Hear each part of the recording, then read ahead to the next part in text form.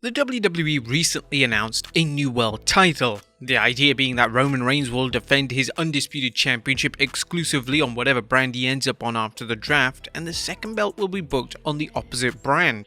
However, will this solve the WWE's biggest problem, or will it create more? Be sure to subscribe and hit that notification bell for daily wrestling videos, and follow us on Facebook for exclusive lists. Also check out our new channel, Wrestlelamia Shorts.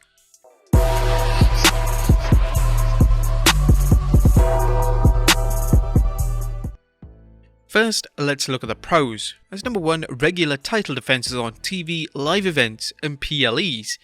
Fans are finally going to see the world title on television again, besides around the champion's waist. While Roman has occasionally defended his undisputed championship on TV, it's been an exception, likewise at live events.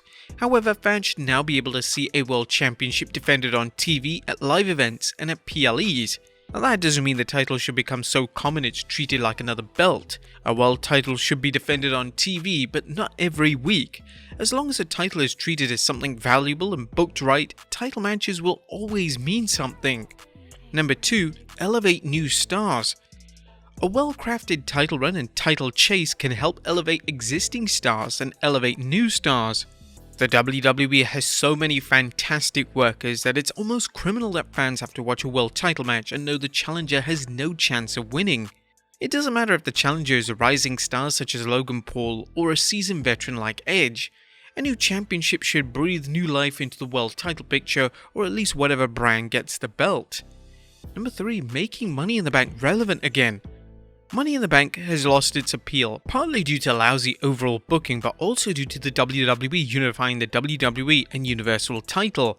When Austin Theory won last year's briefcase, the WWE made it clear A-Town had no chance of winning the belt as long as Roman Reigns was champion, even under the most opportune situations. Things changed dramatically with the second World Championship because fans know the briefcase winner has an actual chance as opposed to playing the Roman Reigns lottery. Number 4, another merchandise mover. While it may be a minor benefit in the larger picture, a new title should help the WWE move its merch. The promotion has already announced it's taking pre-orders for replicas of the actual title belt. WWE's merchandise revenue is an important component of its financial picture, and every little bit helps. Add in the likelihood that a champion's overall merch sales will increase, and it's obvious how a new title belt can help this area. And number 5, hype Night of Champions and please Saudi Arabia. A final benefit of creating the new World Championship is that it should make Night of Champions seem like an extra special show. It's rare that the WWE uses a PLE to run a tournament to crown a new champion. This should please the WWE's clients in Saudi Arabia who expect a WrestleMania level show every time the WWE rolls into town. But those were the pros, what about the cons? While a second world title is long overdue, the second belt could create as many problems as it solves. As number 1, the new world title will seem like a lesser belt. The new world championship is going to have a major obstacle in its way, getting past the idea that the belt is a lesser belt compared to the undisputed championship. How could it not, as Roman's belt is made up of 2 world titles, the WWE Championship and Undisputed Championship. For some fans, and perhaps even the wrestlers who hold it, the new World Championship is going to seem like a consolation prize. One thing the WWE needs to avoid is having Roman Reigns boast about how he's been so dominant that the WWE had to create another World Championship. Unfortunately, that situation is likely to play out, which should do a good job at sucking the life out of the new title before it's even had a chance to be elevated.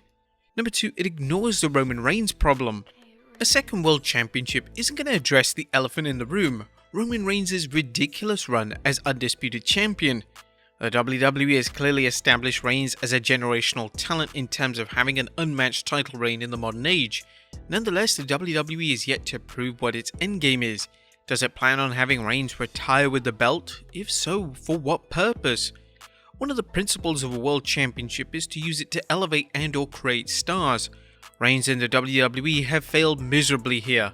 Reigns' title run has surpassed boredom until he drops the belt. He's a liability for whatever brand he's on. Number 3 is the other brand stuck with a part-time champion. Whatever brand has Roman will also have the problem of a part-time champion who rarely shows up on TV and whose title defenses are even rarer. Is it fair to the WWE Universe to have a full-time champion on one brand and a part-time champion on the other? It'll be interesting to see how things play out in terms of ratings as long as Roman holds the Undisputed Championship. Number 4. Will WWE devalue the US and IC titles after building them up? The WWE has done a superb job building up both the United States and Intercontinental Championships over the last year, making each belt feel valuable and worth pursuing. Whether or not this has come about due to Raw and SmackDown lacking a full-time world champion, or in Raw's case, a world champion of any kind, or a commitment to restoring two once prestigious title belts is open to debate. Nevertheless, fans looking for title matches have been able to enjoy them on a regular basis thanks to these two belts. However, will the return of a world title diminish one or both belts? It'd be easy for the WWE to do so, but it would be a mistake. Number 5. It didn't have to come to this. One thing should be obvious, the WWE should have never put itself into a position of needing a second world championship. It's ridiculous on many levels and a classic example of how hotshot booking can lead to problems. Here, Vince McMahon apparently wanted an extra special match for WrestleMania 38, so he booked Brock Lesnar vs Roman Reigns in a title unification bout. The problem was that by putting both belts on Roman, the WWE guaranteed there would be one world championship as long as Reigns' win streak went on. The WWE could have split the belts or, barring that, put the Undisputed Championship on a full-time champion. But how can they fix it? While the WWE is working to fix its world singles picture, why not improve the entire championship picture and give fans on each brand titles to get behind in tag team and singles divisions? Let's look at specific areas that WWE can improve on. Now the first is split the unified tag titles. Now although we're glad that WWE finally took the tag team titles off the Usos, the belts need to be split back into Raw and SmackDown tag team championships. First, both brands need a tag team title that is defended on a regular basis. Another important reason is that the WWE has rebuilt its tag team division so much that some tag team's members are strong singles competitors as well as tag team stars. Finally, 2 tag team championships could help elevate the teams that hold them. Number 2, add a secondary women's title. Now, there have been calls for a secondary women's title for some time. This championship could help the women's undercard by giving mid-card wrestlers a belt to vie for besides the tag team championship. However, would the WWE create a secondary title for each brand? Much as the WWE keeps the Intercontinental and United States Championships on separate brands, or go for one title that is defended across both brands like the Women's Tag Team Championship.